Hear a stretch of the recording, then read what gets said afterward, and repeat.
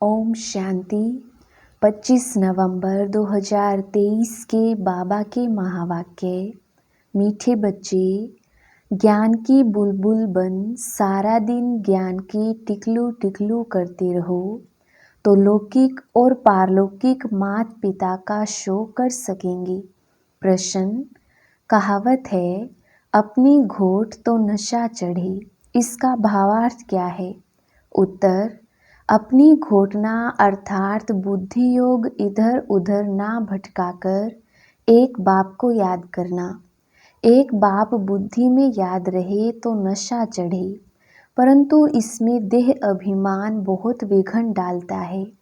थोड़ी सी बीमारी हुई तो परेशान हो जाते हैं, मित्र संबंधी याद पड़ते हैं, इसलिए नशा नहीं चढ़ता। योग में रहें तो दर्द भी कम हो जाए। गीत तूने रात गवाई सो के। ओम शांति। यह सब बातें शास्त्रों में भी लिखी हुई हैं, एक दो को समझाते भी हैं। अनेक प्रकार की मतें गुरु लोग देते हैं। बहुत अच्छे अच्छे भगत कोठरी में बैठ एक गौमुख कपड़ा होता है, उसमें अंदर हाथ डाल माला फेरते हैं। यह भी सिखलाया हुआ फैशन है। अब बाप कहते हैं यह सब छोड़ो, आत्मा को तो सिमरन करना है बाप का, इसमें माला सिमरने की बात नहीं। सबसे अच्छा गीत है शिवाय नमः का, इसमें ही समझाया जाता है तुम मात पिता हो। भगवान को ही रचता बाप कहते हैं। अब रचता कहा जाता है तो क्या क्रिएट करते हैं? जरूर यह तो सब समझते हैं नई दुनिया ही रचेंगे। गाते भी हैं तुम मात पिता हम बालक तेरे, तो पहला ईश्वर सबका फादर ठहरा। फादर है तो मदर भी जरूर चाहिए, मदर के सिवाय क्रिएट कर ना सकें। सिर्फ यह कोई नहीं जानते कि क्रिएट कैसे करते हैं। दूसरा, आपस में सब भाई बहन हो गए, फिर विकार की दृष्टि जा ना सके। एक मात पिता है ना, तो यह पॉइंट बहुत अच्छी है समझने और समझाने के लिए। तीसरा, जरूर बाप ने सृष्टि रची होगी, हम बालक थे अब फिर बने हैं। 84 जन्मों का चक्र पूरा होने के बाद फिर अब मात पिता के बने हैं, जिसका ही भक्ति मार्ग में गायन चलता है। मात पिता सृष्टि रचते हैं, उनके बालक बनते हैं, तो जरूर सुख घनेरे देते होंगे। यह कोई भी नहीं जानते कि परमात्मा मात पिता भी बनते हैं, टीचर भी है, सतगुरु भी है। हम ब्रह्मा की औलाद आपस में भाई बहन ठहरे, कहलाते भी हैं ब्रह्मा कुमार कुमारियाँ। उनको भी रचने वाला वह है। सुख घनेरे पाने के लिए मात पिता से राजयोग सीख रहे हैं। सुख घनेरे तब मिलते हैं जबकि हम दुख में हैं। ऐसे नहीं कि भविष्य सुख में आकर शिक्षा देंगे। जब हम दुख में हैं तब शिक्षा मिलती है सुख में जाने की। वही मात पिता आकर सुख देते हैं। एडम और ईव तो मशहूर है, वह भी जरूर गॉड की संतान ठहरे। तो गॉड फिर कौन? बच्चे यह तो जानते हैं कि बाप जो नॉलेज देते हैं यह सब धर्म वालों के लिए है। सारी दुनिया का उस बाप से बुद्धि योग टूटा हुआ है।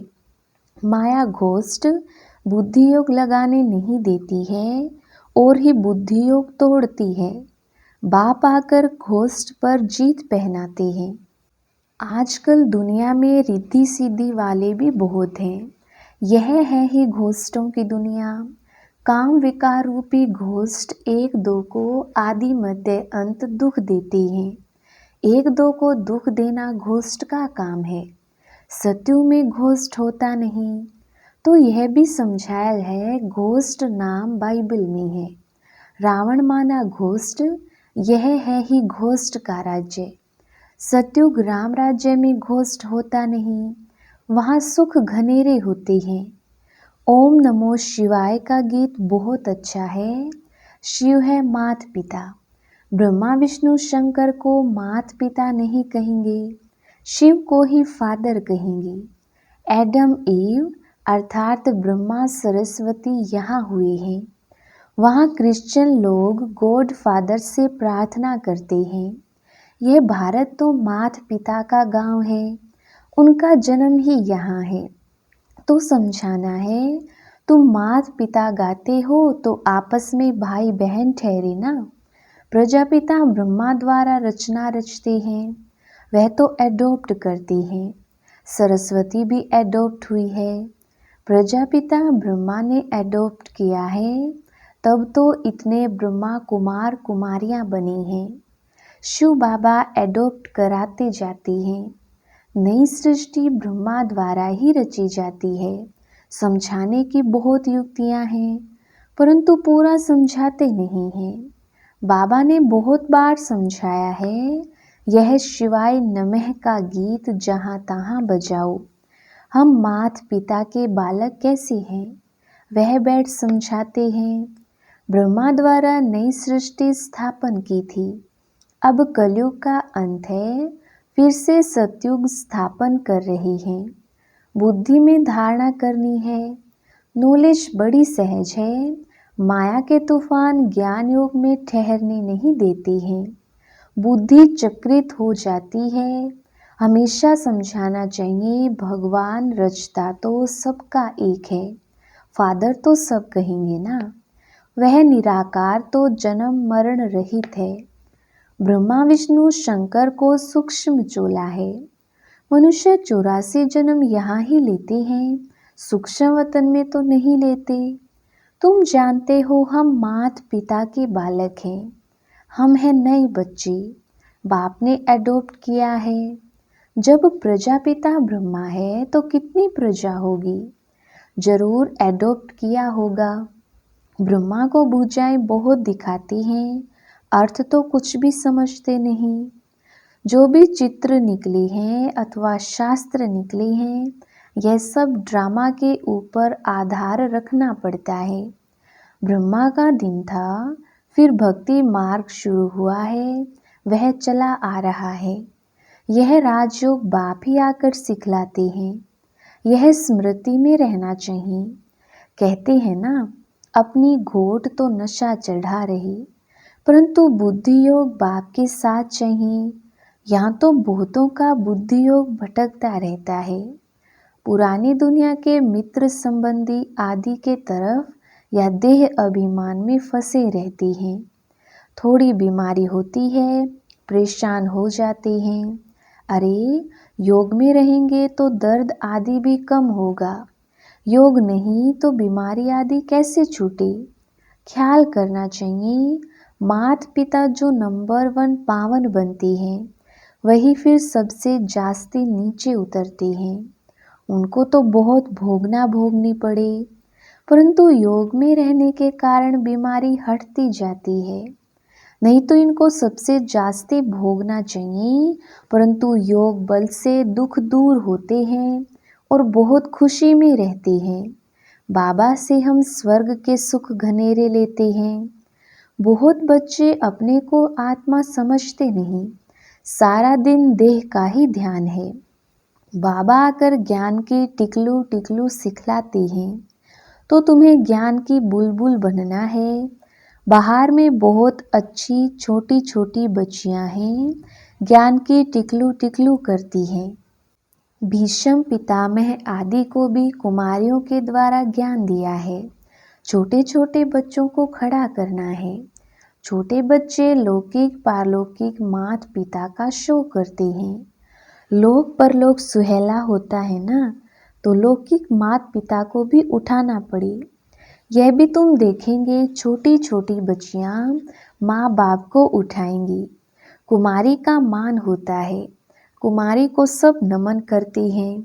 शिव शक्ति सेना में सब कुमारियां हैं।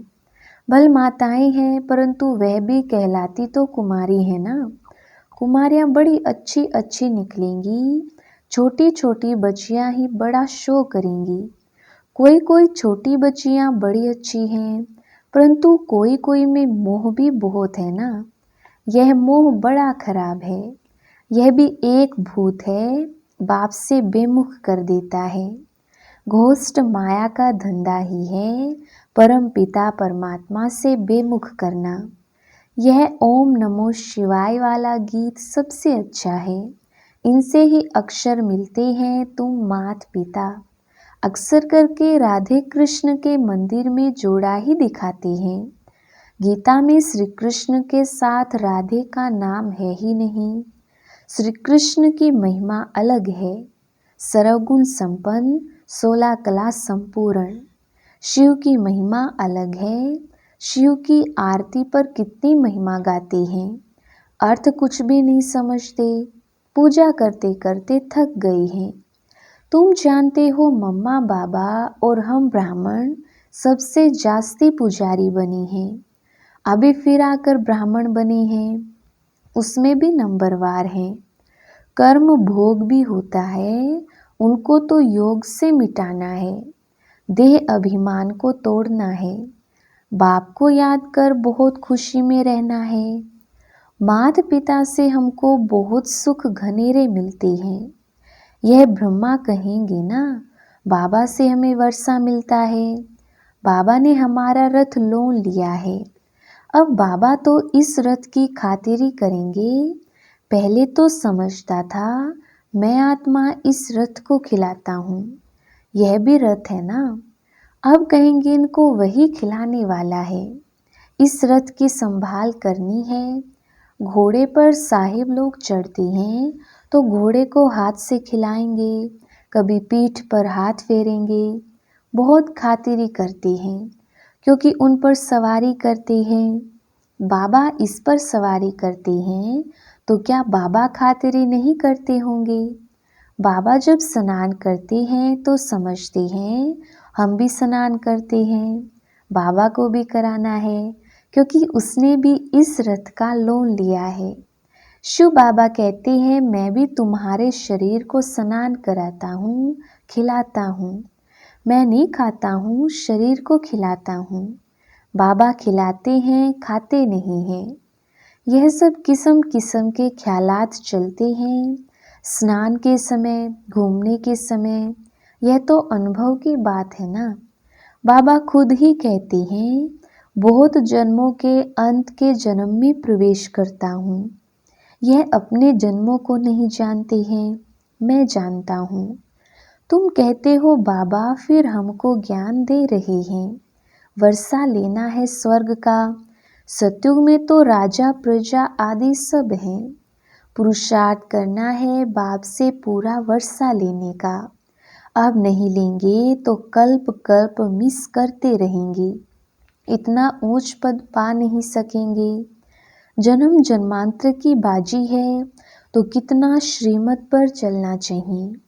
कल्प कल्प निमित्त बनेंगे, कल्प कल्प वर्षा लेते आए हैं। कल्प कल्प के लिए यह पढ़ाई है, इसमें बहुत ध्यान देना पड़ता है। 7 रोज लक्ष्य लेकर फिर मुरली तो घर में भी पढ़ सकते हैं, बिल्कुल सहज कर देते हैं। ड्रामा तो बुद्धि में रहना चाहिए ना। इसको वर्ल्ड यूनिवर्सिटी कहा जाता है। तो कहाँ भी अमेरिका आदि तरफ चले जाओ, बाप से वर्षा ले सकते हो। सिर्फ 1 हफ्ता धारणा करके जाओ। भगवान के बच्चे हैं तो भाई बहन ठहरे ना। प्रजापिता ब्रह्मा है तो उनके सब बच्चे आपस में भाई बहन ठहरे। जरूर गृहस्थ व्यवहार में रहते आपस में भाई बहन होकर रहेंगे तो पवित्र हो रह सकेंगे। बहुत सहज है। अच्छा, मीठे मीठे सिकिलदे बच्चों प्रति माता पिता बाप दादा का याद प्यार और गुड मॉर्निंग। रूहानी बाप की रूहानी बच्चों को नमस्ते। हम रूहानी बच्चों की रूहानी बाप दादा को याद प्यार गुड मॉर्निंग और नमस्ते जी। धारणा के लिए मुख्य सार। पहला पॉइंट, स्वयं को माया घोष्ट से बचाने के लिए ज्ञान योग में तत्पर रहना है। मोह रूपी भूत का त्याग कर पाप का शो करना है। ज्ञान की टिकलू टिकलू करनी है। दूसरा पॉइंट, पढ़ाई पर पूरा ध्यान देकर बाप से वर्षा लेना है। कल्प कल्प की इस बाजी को किसी भी हालत में गंवाना नहीं है। वरदान, समय प्रमाण रूप बसंत अर्थात ज्ञानी व योगी तो आत्मा बनने वाले स्वयं शासक भव। विस्तार, जो स्वयं शासक हैं वह जिस समय चाहे रूप बन जाएं और जिस समय चाहे बसंत बन जाएं, दोनों स्थिति सेकंड में बना सकते हैं। ऐसे नहीं कि बनने चाहे रूप और याद आती रहे ज्ञान की बातें। सेकंड से भी कम टाइम में फुल स्टॉप लग जाए। पावरफुल ब्रेक का काम है, जहाँ लगाओ वहाँ लगे। इसके लिए प्रैक्टिस करो कि जिस समय जिस विधि से जहाँ मन बुद्धि को लगाना चाहे वहाँ लग जाए।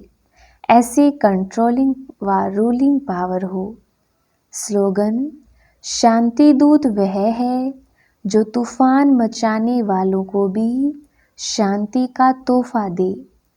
मातेश्वरी जी के मधुर महावाक्य। मनुष्य आत्माओं की परमात्मा से मांगनी और प्राप्ति। तुम मात पिता हम बालक तेरे, तुम्हारी कृपा से सुख घनेरे। अब यह महिमा किसके लिए गाई हुई है? अवश्य परमात्मा के लिए गायन है, क्योंकि परमात्मा खुद मात पिता रूप में आए इस सृष्टि को अपार सुख देता है।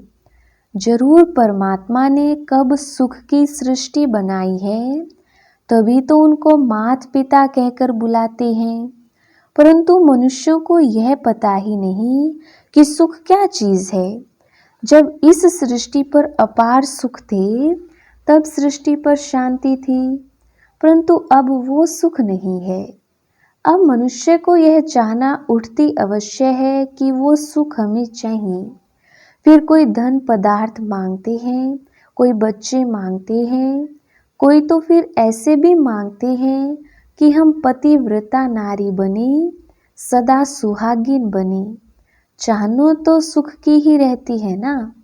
तो परमात्मा भी कोई समय उनकी आश अवश्य पूर्ण करेंगे। तो सत्युग के समय जब सृष्टि पर स्वर्ग है तो वहाँ सदा सुख है। जहाँ स्त्री कभी दुहागी नहीं बनती, तो वो आश सत्युग में पूर्ण होती है, जहाँ अपार सुख है। बाकी तो इस समय है ही कलयुग। इस समय तो मनुष्य दुख ही दुख भोगते हैं। अच्छा, ओम शांति।